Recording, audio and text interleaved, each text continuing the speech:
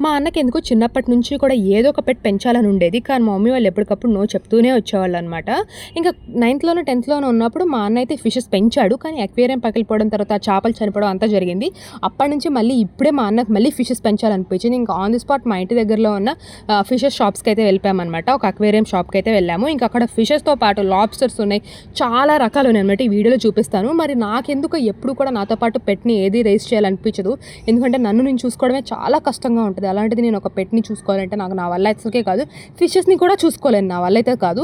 ఇక్కడున్న ఫిషెస్ అయితే నిజంగా చాలా అంటే చాలా క్యూట్‌గా ఉన్నాయి. ఈ ఫిషెస్ అయితే ఇంకా పెద్ద పెద్దగా ఉన్నాయి అనమాట. డైరెక్ట్‌గా ఇంకా అందంగా ఉన్నాయి. నాకైతే బాగా నచ్చినాయి. కానీ ఎందుకో నా వల్ల కాలేదు. ఇంకా హ్యామ్స్టర్స్ కూడా ఉన్నాయి. నాకైతే చూడటానికి చాలా భయం వేసింది. అవి ఎక్కడ దూకి బయటకు వచ్చేస్తాయో అనిపించింది. ఇక్కడ కనిపిస్తున్న ఫిష్ అయితే చాలా చాలా నచ్చిందనమాట. అది దాని టెయిల్ నచ్చింది. ఇంకా లాబ్స్టర్ ఉంది, ఇంకొక పక్కన స్నేల్స్ అవన్నీ కూడా ఉన్నాయన్నమాట.